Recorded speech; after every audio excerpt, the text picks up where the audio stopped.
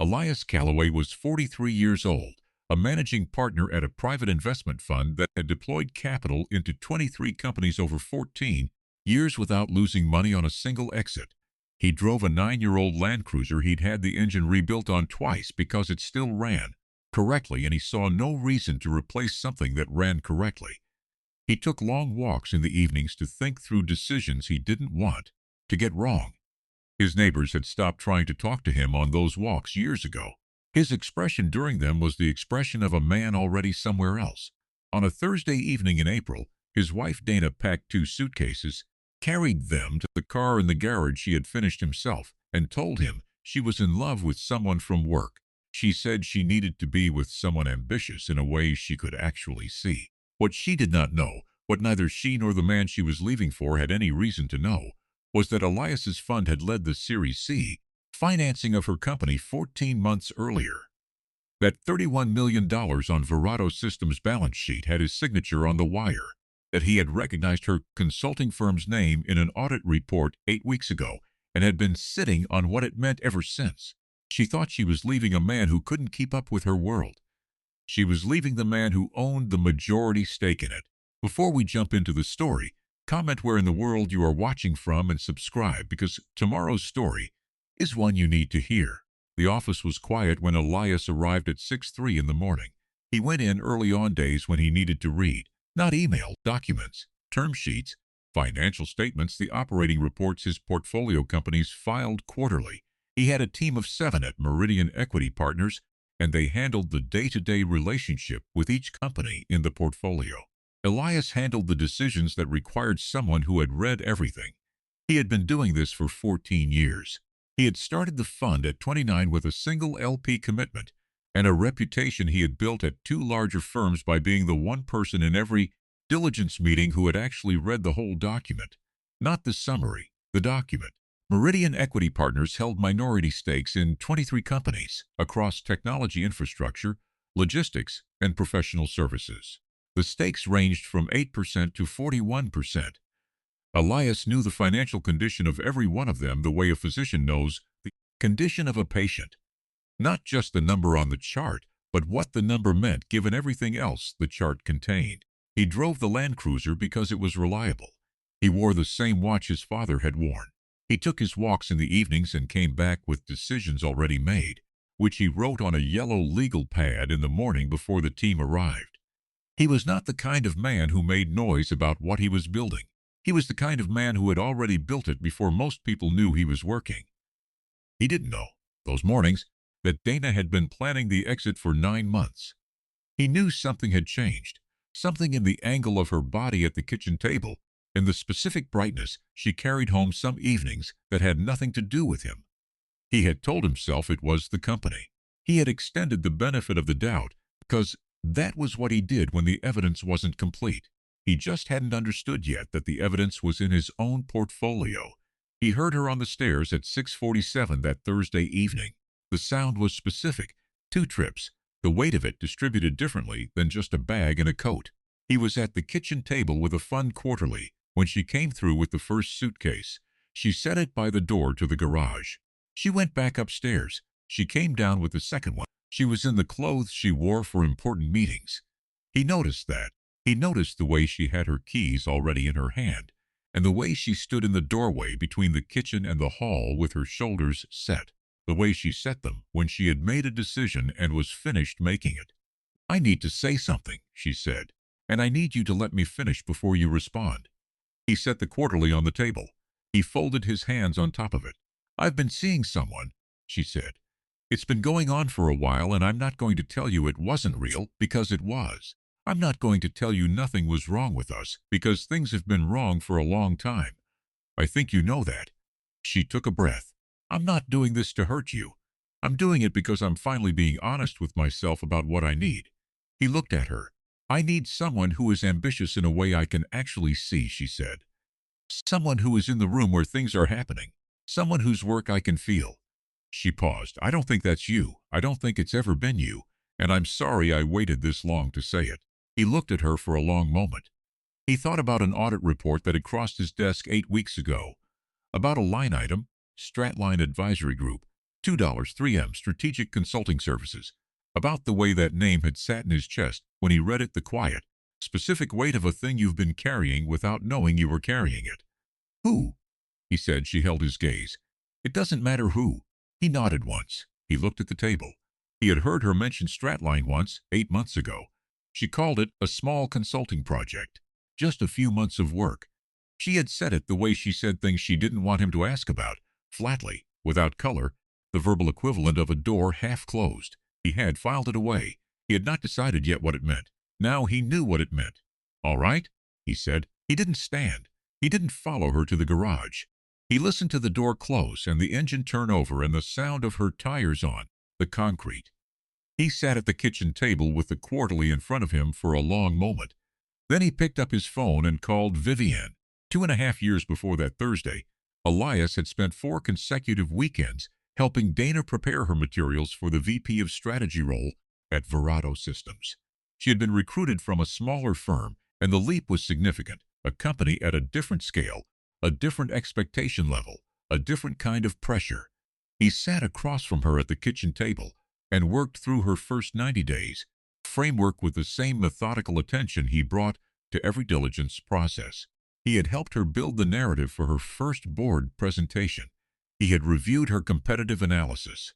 He had told her which assumptions were defensible and which ones would get challenged and how. She had landed the role. She had been extraordinary in it. He knew this because she told him, and later because he heard it from places she didn't know he was listening. He had attended one company event during her time at Verado, a charity gala the company co-sponsored in the fall of the year before. He went as Dana's husband. He wore a dark suit. He shook hands and made conversation and let the evening move around him without distinguishing himself in any way. Toward the end of the night, Conrad Webb, the CEO, mid-40s, the kind of man who moved through rooms like he had already decided how they were going to end, had stopped to talk to them. He had looked at Dana when he said it, but he had spoken to Elias. You're lucky to have someone like her. She sees the strategy when most people are still looking at the data. There was something in the warmth of it that wasn't entirely professional, a warmth that arrived too easily, too familiar for a man speaking to a colleague's spouse. Elias had noticed it. He hadn't said anything about it. He had filed it away the way he filed things, without announcement, without deciding yet what it meant. That had been 8 months before Vivian flagged the Stratline contract. He had not connected Conrad Webb to Stratline Advisory Group. Not then. He had not connected Verado Systems to Stratline because Vivian handled the portfolio audit and he received the exceptions report, not the raw data. He had not connected Stratline to Dana because she had mentioned it once briefly, and he had let the half-closed door stay half-closed.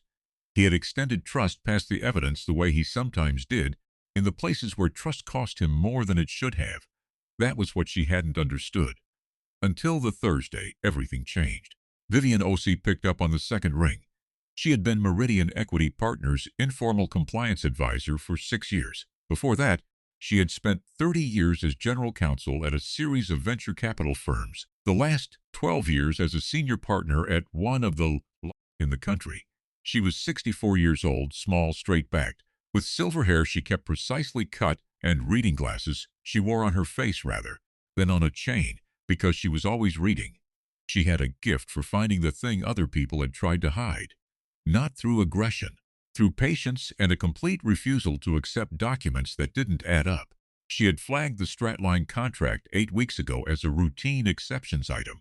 Elias had read the line, recognized the name, and asked her to pull the full record. She had pulled the full record. Come over, she said. I'll have everything laid out.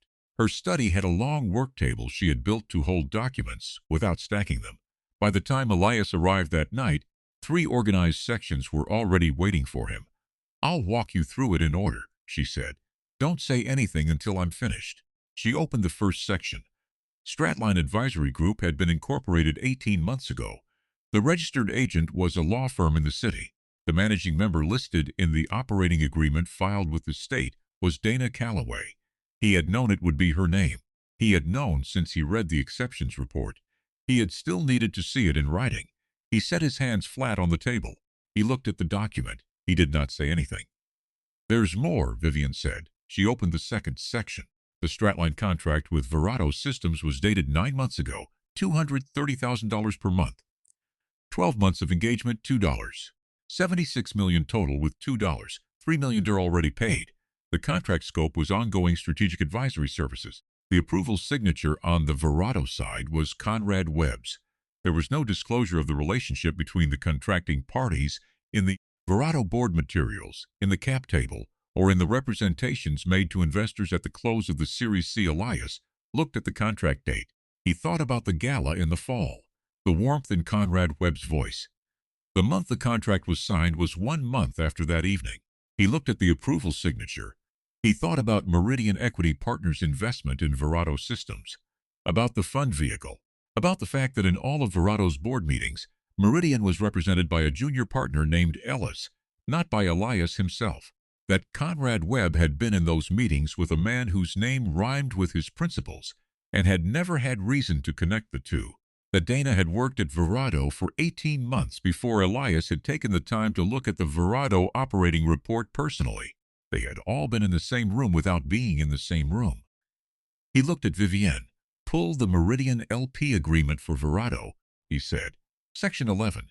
She was already opening the third section. Section 11 of the Meridian Equity Partners LP agreement with Verado Systems granted the lead investor the right to call a special board review and initiate a CEO performance evaluation upon documented evidence of undisclosed related party transactions involving company funds. Vivienne set a red tab page in front of him. She had already marked the exact clause. He stood up. He walked to Vivienne's window and looked at the street. A car passed. The streetlights were on. He stood there for a while, not dramatically, just long enough to let everything finish settling into its right shape. Then he came back to the table and looked at everything together. The Stratline operating agreement, the contract, the Verado LP agreement, the cap table showing Meridian Equity Partners as the 39% majority investor, his name behind the fund name, his money behind the operations, his wife's firm taking $2, $3 million of it through a contract her CEO had signed without disclosing what it was. He could see the whole shape of it, every line connecting to the next. "File the Section 11 notice," he said. "Formal board review, 30 days.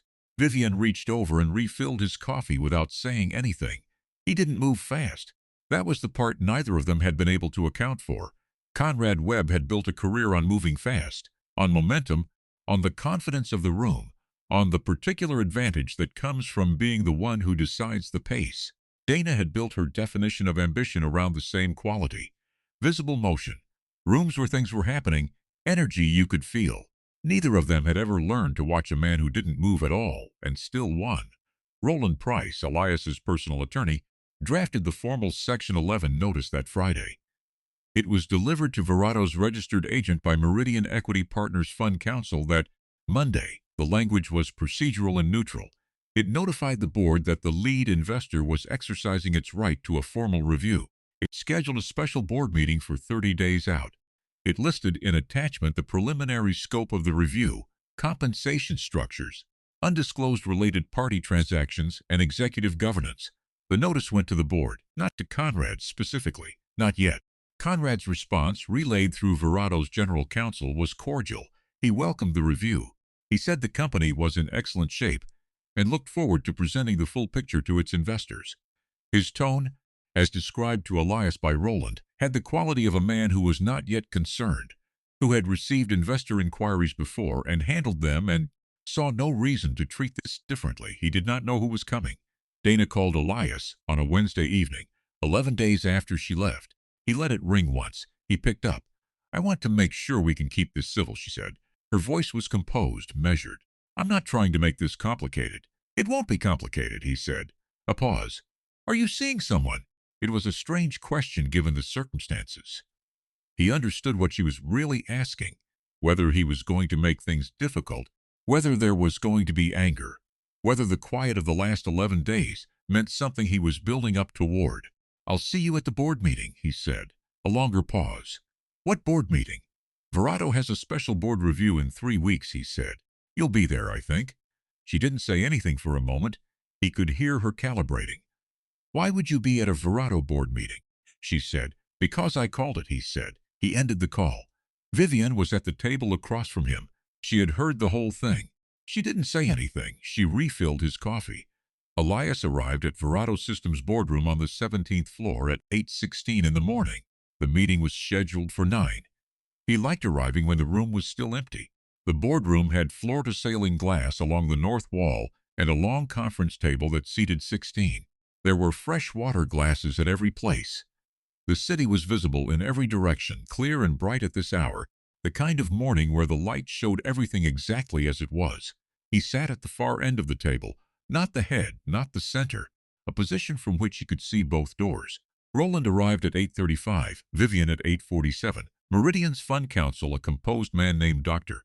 Ashford, who had filed the Section 11 notice, arrived at 8:52. They arranged documents in 4 organized binders. The room was quiet, the boardroom variety of quiet, formal, anticipatory, the kind that precedes something structural. The Verado board members arrived between 8:50 and 9:05. 4 independent directors who had received only the procedural notice and believed they were attending a standard investor review. They settled. They reviewed their materials. At 9:08, Conrad Webb came through the east door. He came in the way he always came in, ahead of the room, moving with the composed confidence of a man who had decided how this was going to go. He was in a dark suit. He had a folder under his arm. He glanced at the board members, acknowledged one with a quick nod, and turned toward the head of the table. He stopped. Dana came through the door 2 steps behind him and stopped at the same moment. They saw Elias at the same time. It happened in less than 3 seconds. Conrad's expression moved through 3 distinct things: recognition, confusion, the specific recalculation of a man whose understanding of a room has just been entirely revised. His eyes went from Elias's face to the nameplate on the binder in front of him, Meridian Equity Partners, to Roland, to Dr. Ashford, and back to Elias. Dana's expression was different. Hers moved through more. It had the quality of a structure that had been load-bearing without knowing it was load-bearing and had just been told. They both sat down. Neither of them said anything. Dr. Ashford opened the meeting at 9:11. Thank you all for attending. Meridian Equity Partners has called this review pursuant to Section 11 of its LP agreement with Verado Systems, which permits a formal board evaluation upon documented evidence of undisclosed related party transactions.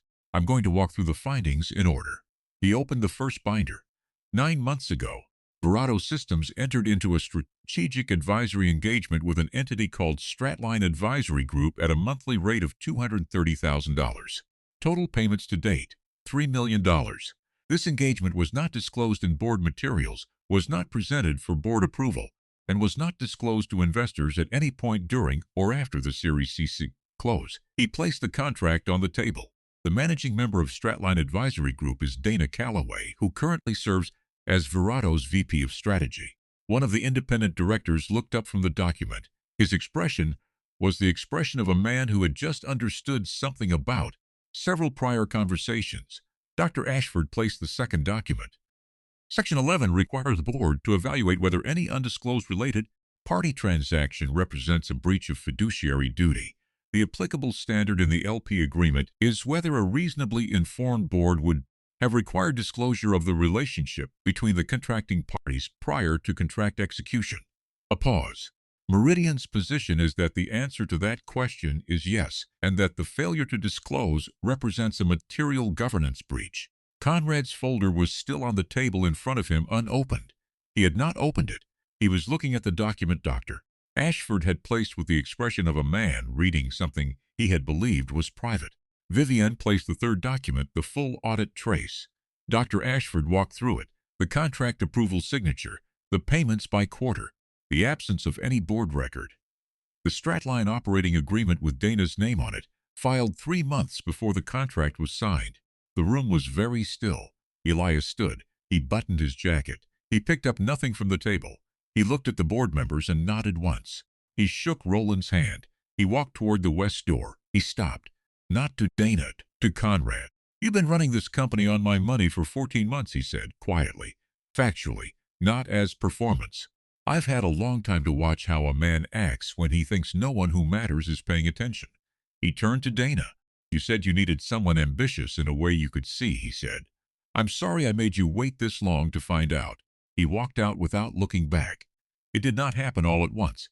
The board met in closed session the following day and the day after that. The Section 11 findings were presented to outside counsel. Conrad Webb's position as CEO was placed under formal review. The conclusion of that review, 6 weeks later, was a negotiated separation, a board-approved transition that allowed Conrad to exit without the matter becoming a regulatory filing in exchange for a full repayment of the $3 million in Stratline payments and a cooperation agreement with Meridian's Fund Counsel. Stratline Advisory Group's engagement with Verado terminated the same week. Dana resigned from her VP role 3 days after the board meeting. She did not contest the separation. The man she had left Elias for was no longer a CEO by the end of May. Elias's fund installed an interim CEO at Verado, a woman named Priya who had turned around 2 other companies in the Meridian portfolio and who had, in her first week, identified 3 additional operational efficiencies Conrad had missed. Verado's performance metrics improved over the following 2 quarters. The Series D, which Conrad had been hoping to close at a specific valuation, closed 4 months later at a higher one, under new leadership that had cleaned the books and earned it.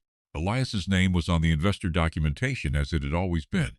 He was at his desk by 6:03 every morning. He read documents. He made decisions. He sent them to the team in a sequence that moved like a well-run job site. Everything in order. Everything timed correctly. Nothing moving before it was ready. He still took his walks in the evenings. He still had the expression on those walks of a man who was already somewhere else. He took them a little later now. The days were longer. On an evening in late October, Elias Callaway walked the same 3-mile route he had walked for 6 years, through the neighborhood and around the park and back. The trees were almost gone. The last of the light was orange above the roof lines to the west. He had his hands in his jacket pockets and his phone on the desk at home. He didn't bring it on walks. He thought better without it. He thought about a fun quarterly he needed to read before Friday, about the Priya situation at Nevado, which was going well, about a company he'd been watching for 2 months that was about to become interesting, about a decision he was still a few days from being ready to make. He walked past the ginkgo tree at the corner of Alderton and 5th that turned gold every October right on schedule. He had been watching it turn gold for 6 years. It had never failed to turn on time. He stood under it for a moment. He looked up through the branches. Then he put his hands back in his pockets and kept walking. There was work to do tomorrow. There always was. I hope you enjoyed that one. Be sure to like the video and subscribe so you don't miss the next story. I've picked out 2 more for you that I think you'll really like.